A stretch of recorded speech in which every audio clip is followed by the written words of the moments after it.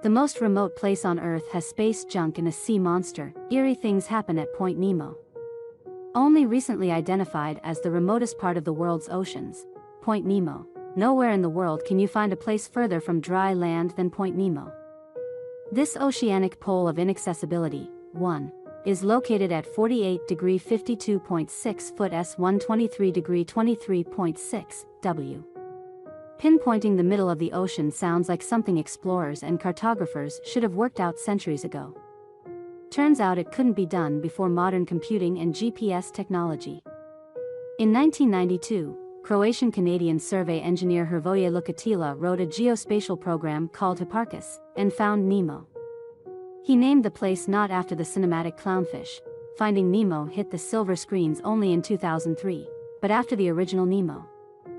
The eponymous submarine captain from Jules Verne's novel 20,000 Leagues Under the Sea, Nemo is an appropriate name for what is arguably the remotest place on Earth, too, not only because it is Latin for nobody, but also because in his later novel The Mysterious Island, Verne revealed the base for Nemo's Nautilus to be an island in the South Pacific, subsequently destroyed by a volcanic eruption.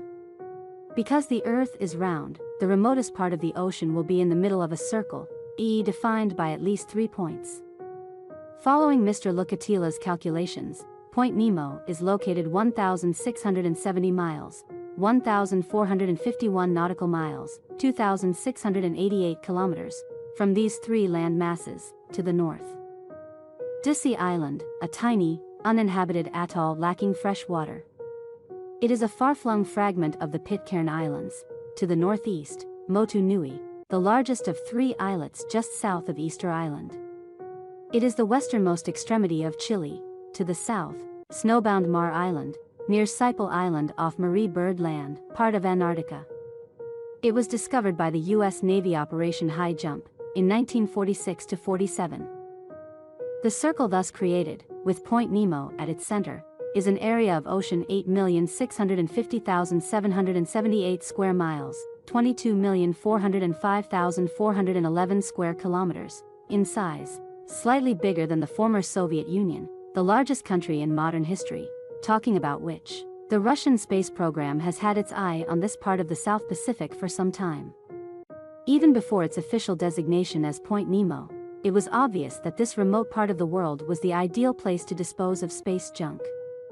Hundreds of decommissioned space vessels, many Soviet/Russian, but also European and Japanese, have been steered to their watery grave in this, the remotest part of the world, also nicknamed Spacecraft Cemetery.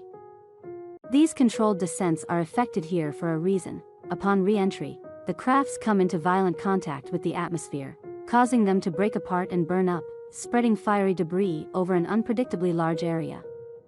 Even though this area is far from land and from regular shipping lanes and aviation corridors, protocol requires that the relevant space agency notifies the traffic authorities in Chile and New Zealand well before they send down another craft, so pilots and sailors can be duly warned to avoid the area.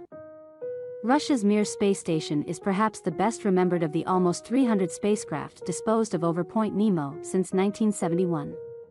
One of the best documented re-entries over Point Nemo was that of ESA's aptly named Automated Transfer Vehicle Jules Verne, after a supply run to the International Space Station in 2008.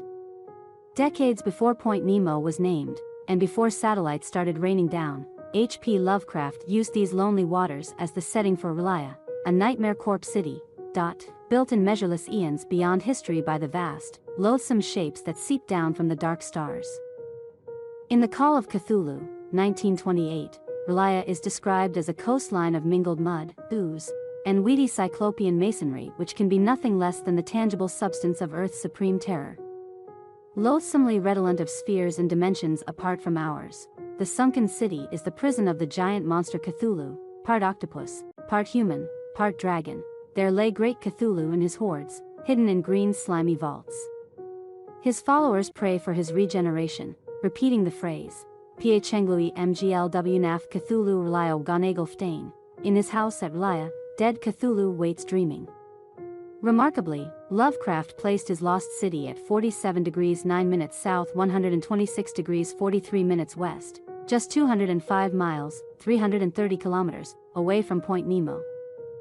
August Derleth, co-creator of the Cthulhu mythos, placed Relaya at 49 degrees 51 minutes south, 128 degrees 34 minutes west, also in the general neighborhood.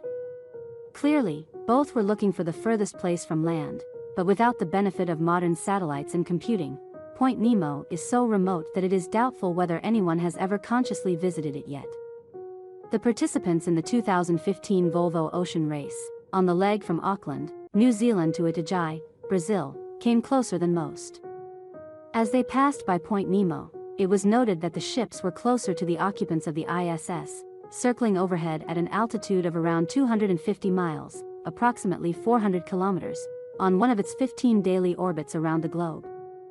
Than to the rest of humanity. Thinking like that could give you nightmares, especially considering that Point Nemo is not just remote and inhospitable, but also eerie to the extreme. And not just in Lovecraftian fiction.